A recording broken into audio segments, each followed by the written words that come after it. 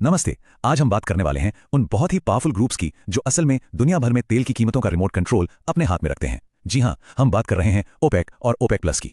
Petrol के दाम कौन कंट्रोल करता है, ये एक ऐसा सवाल है ना जो हम सबकी रोज की जिंदगी और जाहिर है हमारी जेब से सीधा जुड़ा हुआ है। जब भी हम पेट्रोल पंप पर जाते हैं तो ये सवाल दिमाग में जरूर आता है कि आखिर ये कीमतें तय कौन कर रहा है। तो इसका जवाब एक आंकड़े में छिपा है, और वो आंकड़ा जानकर शायद थोड़ी हैरानी हो। दुनिया में जितना भी कच्चा तेल निकलता है ना, उसका 41% सिर्फ एक ग्रुप के कंट्रोल में है। 41%। तो सवाल यह है कि आखिर ये इतना पावरफुल ग्रुप है कौन। चलिए इसी ग्रुप को थोड़ा और करीब से जानते हैं, जिसका नाम है ओपेक प्लस।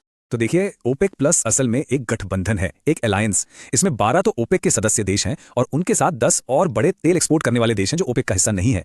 और इसे बनाया गया था 2016 में। मकसद सीधा था, प्रोडक्शन को कोऑर्डिनेट करना और जो ग्लोबल ऑयल मार्केट ऊपर नीचे होता रहता है उसे थोड़ा स्थिर मतलब स्टेबल करना। लेकिन देखिए, इस ओपेक प्लस में जो प्लस है ना, उसको समझने के लिए हमें थोड़ा पीछे जाना होगा। हमें पहले इसके ओरिजिनल संगठन यानी सिर्फ ओपेक को समझना पड़ेगा। तो ओपेक, जिसका पूरा नाम है organization of the petroleum exporting countries, ये एक परमानेंट इंटरगवर्नमेंटल ऑर्गेनाइजेशन है। इसे बनाया गया था 1960 में बगदाद कॉन्फ्रेंस में। और इसका मकसद क्या था?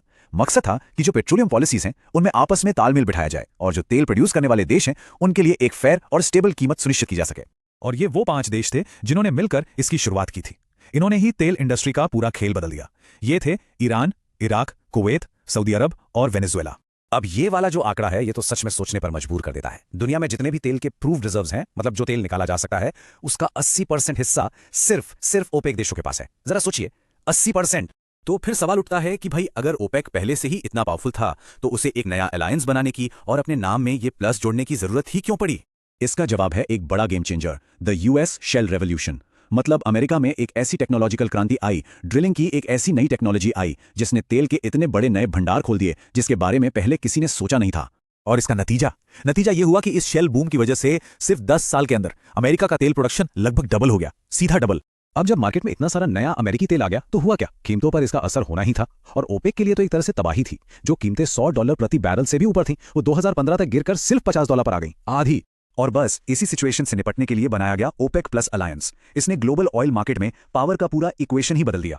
अब सऊदी अरब तो था ही, लेकिन उसके साथ साथ रूस भी एक बहुत बड़े और नए प्लेयर के तौर पर सामने आया। तो चलिए अब जरा इन ग्रुप्स की हिस्ट्री में थोड़ा झांकते हैं और देखते हैं कि पिछले कई दशकों में इन्होंने अपनी पावर का इस्तेमाल आखिर कैसे कैसे किया है।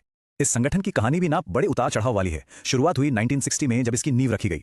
फिर आया 1973 का वो मशहूर ऑयल क्राइसिस, जब अरब इजराइल वॉर के बाद तेल पर बैन लगा और कीमतें $3 से सीधे $12 पर पहुंच गईं। इसके बाद 80 का दशक आया। ये इनके लिए बुरा दौर था। अंदरूनी झगड़े, कोटा को लेकर चीटिंग और नतीजा, कीमतें धड़ाम से $10 पर आ गिरी। और फिर जैसा कि हमने देखा, 2016 में यूएस शेल बूम से निपटने के लिए ओपेक प्लस का जन्म हुआ।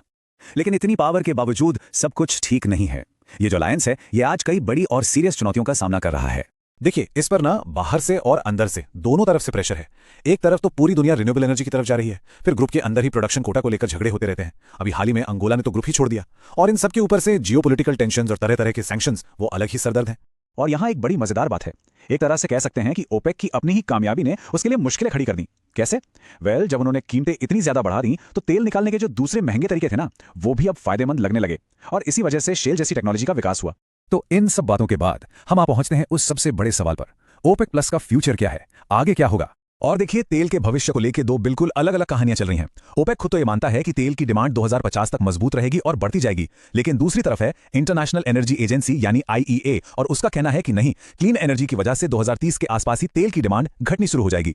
और यह हमें एक आखिरी सवाल के साथ छोड़ जाता है, एक बड़ा ही दिलचस्प सवाल कि जैसे जैसे दुनिया एनर्जी के नए तरीकों को अपना रही है, तो क्या तेल के इस सबसे शक्तिशाली कार्टेल का पावर अब खत्म होने के कगार पर है?